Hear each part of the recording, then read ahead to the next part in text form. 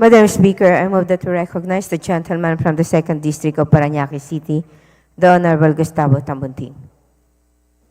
The Honorable Gus Tambunting is recognized.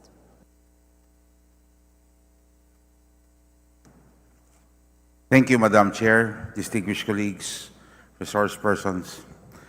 I prepared 7 questions. The first would be somehow related to the Honorable Dago's question earlier. Can you please specify which public utility sectors will be mostly affected by this amendment, and please elaborate the reasons why these sectors are targeted? Yes, maybe our NEDA representative, Yes, please Yusek proceed. Rosemary can answer this. Madam Chair? Yeah, yes, actually, if I can also mention as well, that with respect to looking at the impact of FDI on growth and employment, we really need to look at multi-country studies. We cannot be simply confined to our country study, because then it will be a very constrained optimum. Now, with respect to your question on what are the sectors, then we really are looking at being able to attract more of the strategic FDI and more of the high quality FDI. For instance, with respect to manufacturing, we only have the low value added manufacturing here in the Philippines.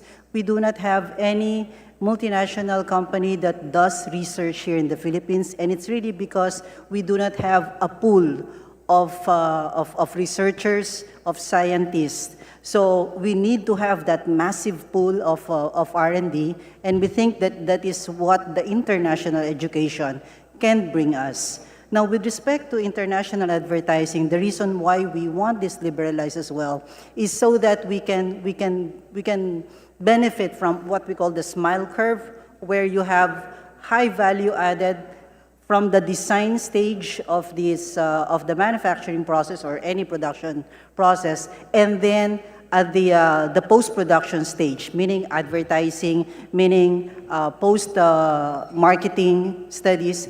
And this is also what international advertising can do to us, can benefit, because we have seen that advertising as an industry has also evolved over the years. Now it's gotten into more of digital advertising. And so again, if we bring in the international advertisers, that will also provide ample exposure to our creative sector, which right now number about 1.2 million who are working in the creative sector. So if you can provide them more of these opportunities, then that would be good as well. Now, for the modern utilities, that is also actually also paramount on our list. As we know, we need to bring down the cost of power. We also need to make it stable and then reliable. And we also need high-speed telecoms. And these are actually the things that we would like to bring in. And we think that this is also what can bring in the other strategic FDI into the country. Mr. Chair, Madam Chair. How about water?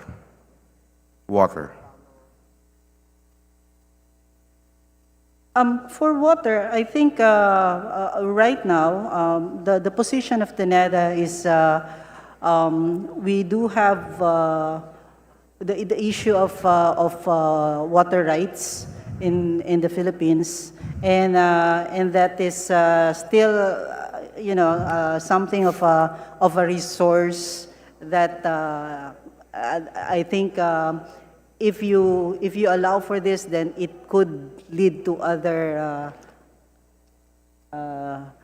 issues. So that's not a priority. Not for us, not for us. But we do have other reform agenda with respect to the water sector.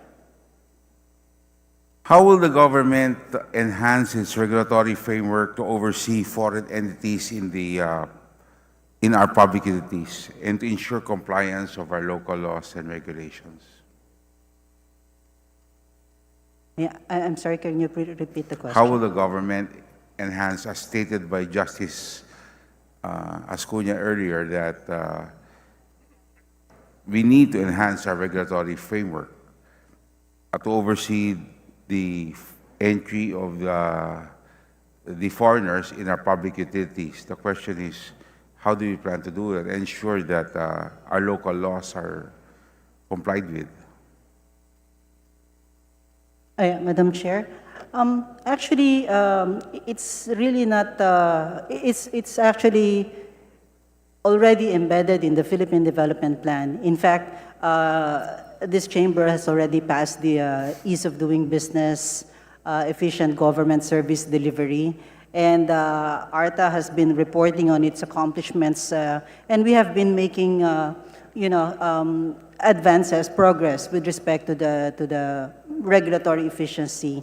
For the part of the NEDA, at the start, we have actually advocated for the institutionalization of a regulatory impact assessment for existing regulations and especially new regulations that will be imposed. And then recently as well, we have also been advocating for the institutionalization of a competition impact assessment, just to make sure that the regulations are actually competition neutral. So if you have all these things, then that's really one way to improve the regulatory environment. What impact will the amendment have on local employment? As stated by Ibon Foundation yesterday, his position is it will have no impact, as his data would show, with the previous foreign investments, since it was all profit-taking anyway. So hindi naman daw talaga nagdadagdag yan sa pagbibigay ng trabaho sa ating mga kababayan. Yun ang posisyon niya kahapon. Do you agree? And what steps will we take to safeguard the rights of Filipino workers? Madam Chair, with respect to the second question, I think Yes.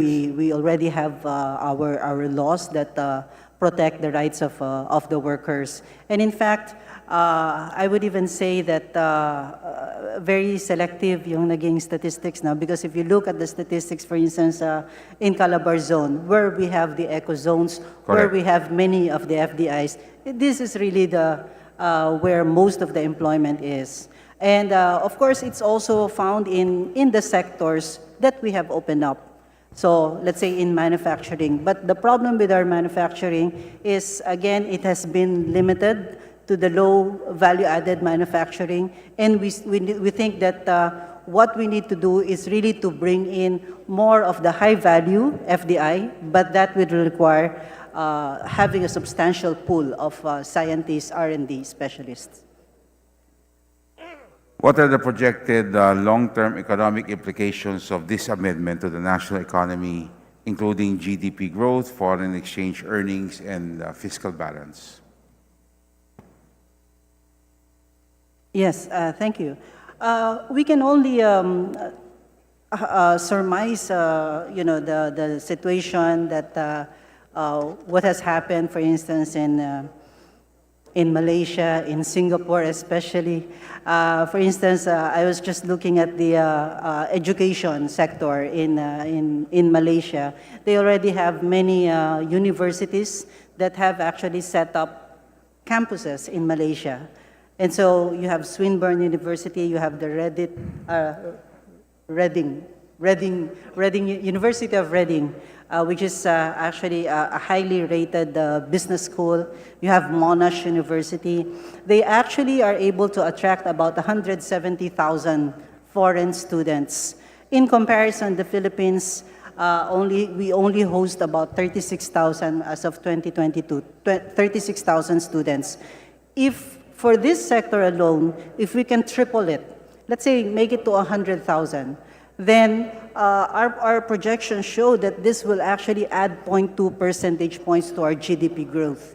And of course, that's not yet considering the externality effects of having these top-rated, reputable schools in the country. You can just imagine the international collaboration, the R&D, the innovation ecosystem that this will actually redound to.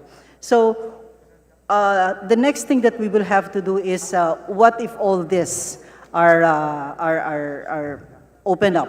Then we will get back to you with the numbers. But for sure, it will be. We're hoping that at the very least we'll get will be accelerating actually to the level of let's say Malaysia. What is Malaysia now? Thank you. How will this amendment ensure that consumer interests are prioritized, particularly in terms of pricing, quality of service, and dispute resolution in foreign-operated utilities? Sure. With respect to the pricing and the quality of service, actually with more FDI, you bring in also more competition. Correct. And if there's more competition, there will be greater innovation, and that is actually, it will actually be to the interest of the consumer as well. Now, with respect to, in the area of utilities, I think we have not yet really, really forgotten our regulatory agencies. They're still there. It's just that what we want is for them to always make sure that there's regulatory efficiency, the regulations are there for a reason, and that it doesn't impose undue burden on their constituency. Which leads to my next question. Could the entry of foreign players potentially lead to monopolistic practices in our public utility sector? And what regulatory measures are proposed to encourage healthy competition? Okay, Madam Chair. Actually, with greater innovation, it can, the character of this public utilities can really evolve. So let's just take the example of, a concrete example would be the telecoms industry. It used to be a natural monopoly, but with innovation, then we found out that it doesn't have to be a natural monopoly, and therefore we now have many players, and it actually led to better services and even affordable services at that.